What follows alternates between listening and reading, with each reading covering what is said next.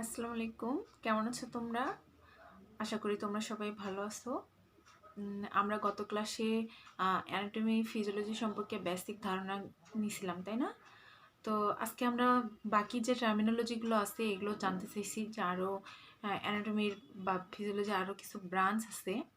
এই ব্রাঞ্চের নামগুলো সম্পর্কে আমরা জানবো এবং কাকে কোনটা বলে এর ডেফিনেশন বা সংজ্ঞাগুলো আমাদেরকে জানতে হবে।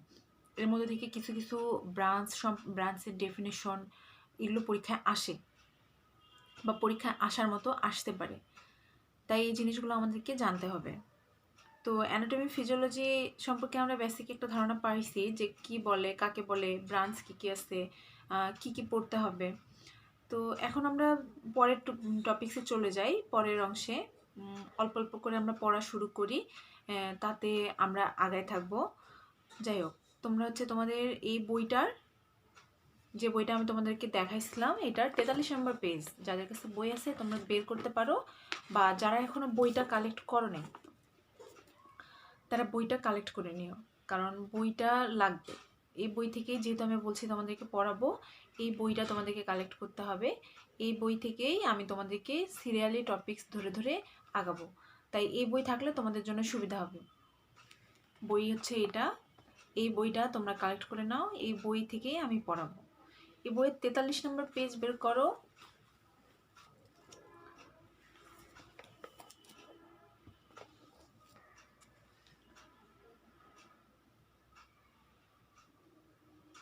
তেতাল্লিশ নম্বর পেজে দেখো, এখানে কিছু কোশ্চিন দেয়া আছে এবং তার অ্যান্সার করা আছে। আমরা এইভাবেই কোশ্চিন ধরে ধরে অ্যান্সার ধরে ধরে আগাবো। তার মধ্যে দেখো সালের আসছে যে what is histology and what is embryology, এই দুটো প্রশ্ন কিন্তু পরীক্ষায় আসছে। আর এই বই শেষে কিন্তু অ্যানাটমির শেষে তোমাদেরকে বিগত বছরের প্রশ্নগুলো আছে, তোমরা চাইলে প্রশ্নগুলো একবার করে দেখতে পারো যে কীরকম প্রশ্ন হয়, যদিও বুঝবা না। এখন যদি তোমরা প্রশ্নগুলো দেখো বুঝবা না, কারণ কি এখানে নতুন কিছু টার্ম আছে, এই টার্মগুলো আমাদেরকে জানতে হবে। যখন আমরা এই টার্মগুলো সম্পর্কে কমপ্লিটলি একটা ধারণা পাবো, তখন যদি আমরা দেখি তাহলে আমরা বুঝতে পারবো যে কি পরীক্ষায় আসছে। কিন্তু এখন এই টার্মগুলোর সাথে তোমরা একদমই পরিচিত না।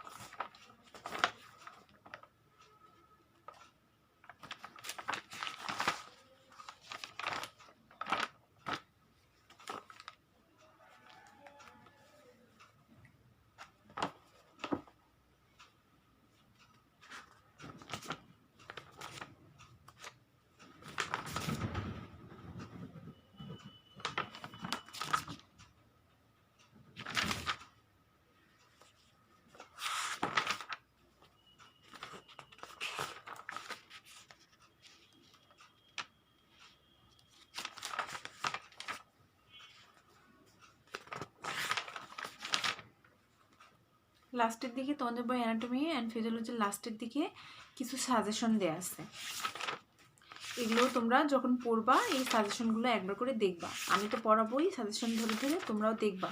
আর তারপরেই দেখো প্রশ্ন দেয়া আছে, এটা ছিল সাজেশন, সুন্দর করে দেয়া আছে। এটা দেয়া আছে 387 নম্বর পেজে।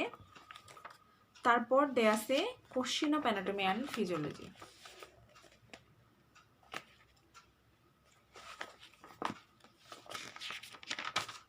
এখানে বিগত বছরের প্রশ্নগুলো সুন্দর করে দেয়া আছে, 398 পেজ থেকে শুরু। দেখো এখানে প্রশ্নগুলো সুন্দরভাবে দেয়া আছে, এভাবে সবগুলো প্রশ্ন তোমাদেরকে সলভ করতে হবে। আমরা যখন আমাদের প্রথমের পড়াগুলো হয়ে যাবে তখন আমরা এই প্রশ্নগুলো সলভ করব, আর ওখানেও আমরা প্রশ্ন ধরে ধরেই আগাবো, তাহলে আমাদের জন্য ইজি হবে। তাহলে বইটা সম্পর্কে আমরা বেসিক একটা ধারণা পাইলাম, যে বইয়ের শুরুতেই ইন্ডেক্স দেয়া আছে, সূচিপত্র, তারপর ওখানে কিছু সিলেবাস দেয়া আছে, কী কী পড়তে হবে না হবে, তারপরে মোটামুটি আমাদের অ্যানাটমি অ্যান্ড ফিজিওলজি সম্পর্কে আলোচনা, লাস্টের দিকে সাজেশন এবং বিগত বছরের প্রশ্নগুলো দেয়া আছে, প্রিভিয়াস ইয়ারের কোশ্চেনগুলো আছে, যেগুলো আমরা লাস্টে সলভ করব। তাহলে আমাদের জন্য প্রিপারেশনটা একটা কমপ্লিট প্রিপারেশন হবে। তাহলে মূলত এই বইটা এগুলো নিয়েই কি গঠিত। এই জিনিসগুলো আমরা এই বইয়ের মধ্যে পাবো। তাহলে আজকে আমরা চলে যাই কিছু টার্মিনোলজি সম্পর্কে। যেমন দেখো, হোয়াট ইজ হিস্টোলজি, এইটা কিন্তু পরীক্ষায় আসছে, তাই না? এটা পরীক্ষায় আসছিল, তাই এটা আমাদেরকে পড়তে হবে। তাহলে কি হিস্টোলজি কি? Histology is a branch of medical science which deals with the study of microscopic structure of the cell, tissue and organ of the body. কিছুই বুঝোনি, তাই না? আমি কি বললাম তোমাদের মাথায় ঢুকে নাই? আচ্ছা, আমি এখন মাথায় ঢুকানোর ব্যবস্থা করতেছি, কিভাবে তোমরা বুঝবা দেখো। Histology is a branch of medical science. Histology medical সায়েন্সের একটা branch which deals with the study of the microscopic structure of the cell. কি বলছে? Which deals with the microscopic structure of the cell, tissue and organ of the body. Microscopic structure of the cell, tissue and organ of the body. তাহলে সহজ ভাষায় কি? এটা একটা medical সায়েন্সের branch বা শাখা, যেটাতে কি সম্পর্কে আলোচনা করা হয়, মানে স্টাডি অফ মাইক্রোস্কোপিক স্ট্রাকচার। কি বলছে? মাইক্রোস্কোপিক স্ট্রাকচার মানে কি? মাইক্রোস্কোপিক স্ট্রাকচার মানে হলো যে স্ট্রাকচারগুলো আমরা খালি চোখে দেখতে পারি না। খালি চোখে যেগুলো দেখা যায় সেগুলোকে বলে ম্যাক্রোস্কোপিক, আর খালি চোখে যেগুলো দেখা যায় না সেগুলো হলো মাইক্রোস্কোপিক। মাইক্রোস্কোপিক মানে হলো যেগুলো আমাদেরকে ইলেকট্রন অনুবীক্ষণ যন্ত্র দিয়ে দেখতে হয়। এত ক্ষুদ্র এত ক্ষুদ্র এত ক্ষুদ্র যেগুলোকে আমরা খালি চোখে দেখতেই পারি না, এগুলোকে দেখার জন্য বিবর্ধিত করতে হয়। বিবর্ধিত করে ইলেকট্রন অনুবীক্ষণ যন্ত্রের সাহায্যে আমরা এই স্ট্রাকচারগুলোকে দেখতে পাই। সেগুলো কি কি বলছে দেখো। স্ট্রাকচার অফ সেল মানে কি? কোষ, কোষের স্ট্রাকচার, টিস্যু, টিস্যুর স্ট্রাকচার এবং অর্গান। আমাদের বডিতে যে অর্গানগুলো আছে এই অর্গানগুলোর সম্পর্কে যে আলোচনা করা হয়, কোন স্ট্রাকচার? মাইক্রোস্কোপিক স্ট্রাকচার সম্পর্কে, সেটাকেই বলছে কি? হিস্টোলজি। তাহলে হিস্টোলজি কি আমরা বুঝলাম? Histology is a branch of medical science, এটা তো জানি আমরা মেডিকেল সায়েন্সের branch, which deals with the, কিসের সাথে সম্পর্কিত? The study of microscopic structure of cell, tissue and organ of the body. তাহলে microscopic structure of the cell, tissue and organ of the body. Microscopic কি? যেগুলো খালি চোখে দেখা যায় না সেগুলোকে বলছি মাইক্রোস্কোপিক। কি? Microscopic structure of car car structure মানে কার গঠন? সেল, কোষ, টিস্যু, তারপর কি? Organ of the body. তাহলে হিস্টোলজি কি আমরা বুঝলাম। আশা করি হিস্টোলজি সম্পর্কে তোমাদের কনসেপশন ক্লিয়ার হয়েছে, এটা কিন্তু পরীক্ষায় আসছিল। তারপর কি? What is embryology. এমব্রায়োলজি কি? দেখো, এটা আগেরটা হিস্টোলজি ছিল, ওটা ছিল মেডিকেল সায়েন্সের একটা ব্রাঞ্চ যেটাতে মাইক্রোস্কোপিক স্ট্রাকচার নিয়ে আলোচনা করা হয়। তাহলে এমব্রায়োলজি কি? এটাও নিশ্চয়ই মেডিকেল সায়েন্সের একটা ব্রাঞ্চ, তাই না? এটাও মেডিকেল সায়েন্সের একটা ব্রাঞ্চ। দেখো এখানেও লেখা আছে embryology is the branch of medical science which deals with the, কিসের সাথে সম্পর্কিত? Study of human growth. Car growth? Human growth and development from the fertilised ovum. তাহলে এমব্রায়োলজি কি? এটা একটা মেডিকেল সায়েন্সের শাখা যেটাতে কি সম্পর্কে আলোচনা করা হয়?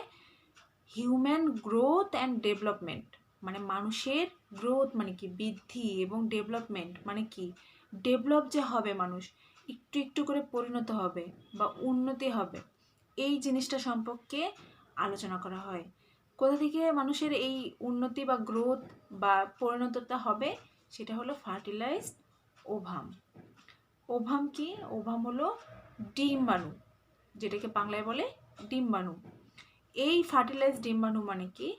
ডিম্বাণু অ্যান্ড শুক্রাণুর মিলিত একটা কি অবস্থা, এই অবস্থা থেকে একটা মানুষ তৈরি হয়ে যায়, বড় হয়ে যায়, আমাদের মতো একজন বড় এতগুলা মানুষ হয়েছে কিভাবে? এই ফার্টিলাইজড ওভাম থেকে কি হয়েছে? ডেভেলপমেন্ট হয়েছে এবং গ্রোথ হয়েছে, হয়েই একটা পরিণত মানুষ হয়। এই প্রসেসটা সম্পর্কে যে শাখায় আলোচনা করা হয় সেটাই হলো এমব্রায়োলজি। তাহলে এমব্রায়োলজি কি আমরা বুঝলাম? embryology is the branch of medical science which deals with the study of human growth and development from the fertilized ovum. আশা করি এমব্রায়োলজি তোমরা বুঝছো, সংজ্ঞাটা মুখস্থ করে ফেলবা। হিস্টোলজি আর এমব্রায়োলজির সংজ্ঞা দুটাই পরীক্ষায় আসছিল, তাই এই দুটো তোমরা ভালো করে মুখস্থ করে নেবা। তারপর দেখো লেখা আছে অস্টিওলজি। অস্টিওলজি কি? Osteology is the branch of medical science. এটা কি? মেডিকেল সায়েন্সের একটা ব্রাঞ্চ, এটাও branch. Which deals with the study of structure of different parts of bone and cartilage and their relationship with each other. কিছুই বুঝলো না, তাই না?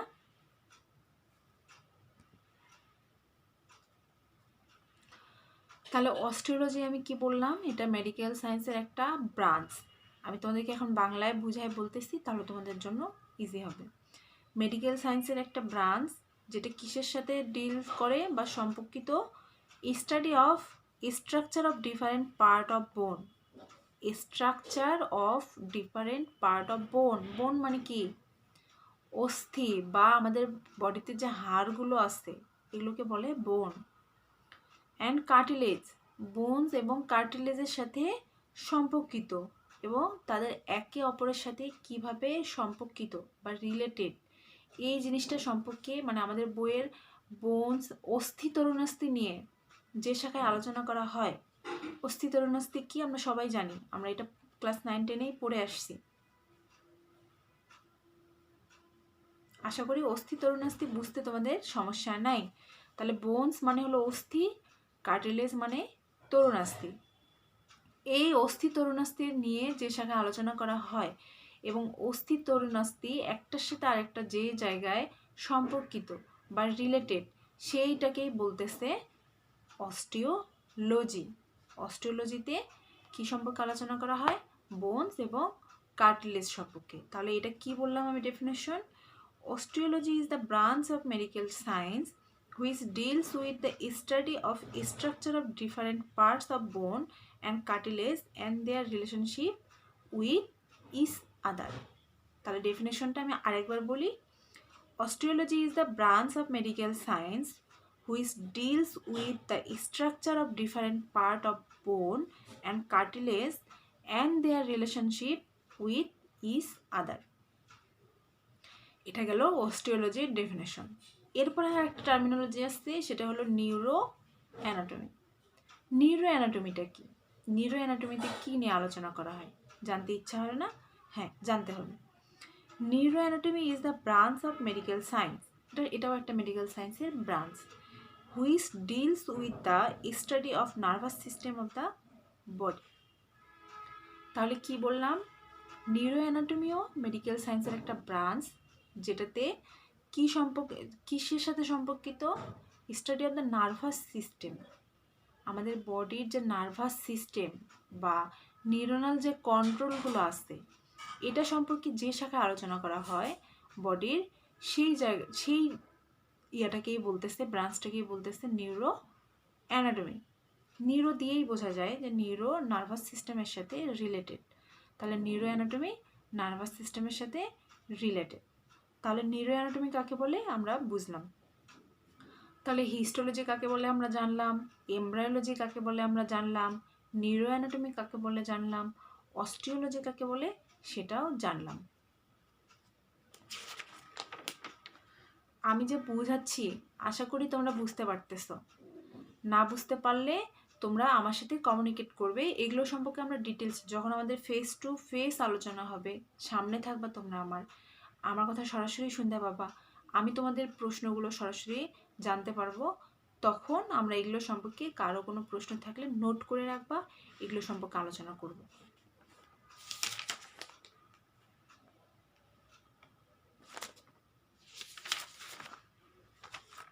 আচ্ছা, এখন আমরা আরেকটা জিনিস জানবো, সেটা হলো যে classification or parts of human body.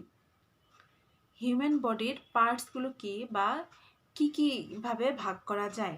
আমাদের শরীরটাকে কয়েকটা ভাগে ভাগ করা যায়। এই পার্টসগুলোর নাম আমাদেরকে জানতে হবে।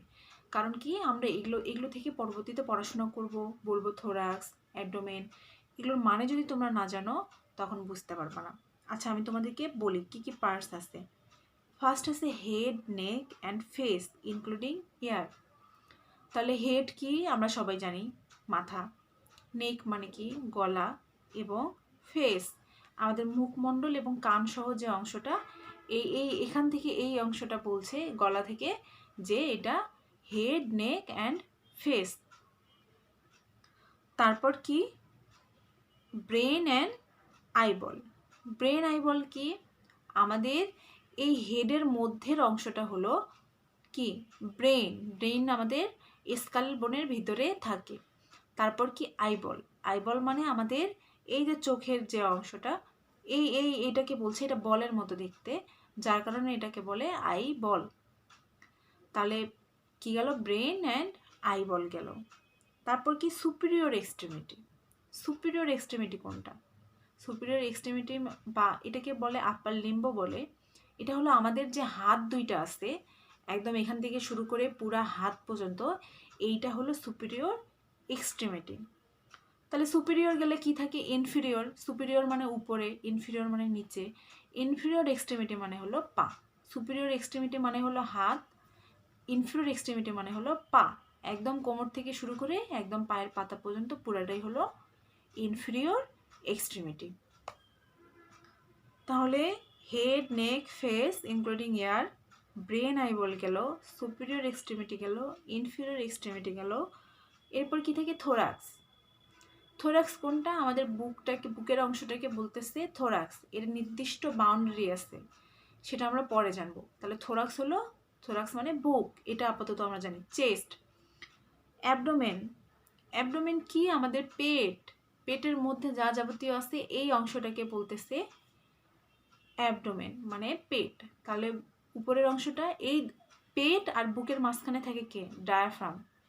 ডায়াফ্রাম পেটকে এবং অ্যাবডোমেনকে এবং থোরাক্সের মধ্যে বাউন্ডারি হিসেবে, পার্টিশন হিসেবে কাজ করে। একটা রুমের সাথে একটা রুমের যেমন বাউন্ডারি থাকে না, পার্টিশন থাকে, তেমন এই থোরাক্স আর অ্যাবডোমেনের মধ্যে এই ডায়াফ্রামটা পার্টিশনের মতো থাকে, এটাকে আলাদা করে।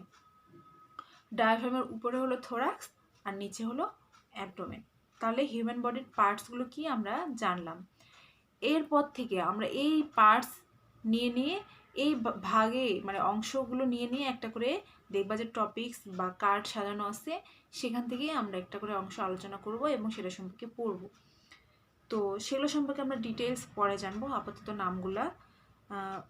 নামগুলো সম্পর্কে তোমাদের আশা করি কারো কোনো সমস্যা নাই। এরপরে আমরা সরাসরি আমাদের যে আইটেম কার্ডটা ছিল, এই যে এই কার্ডের টপিক্সে চলে যাব, যেখান থেকে আমাদের আইটেমের প্রশ্ন হবে। তাহলে আজকে এ পর্যন্তই। তোমরা সবাই ভালো থাকো। আল্লাহ হাফেজ।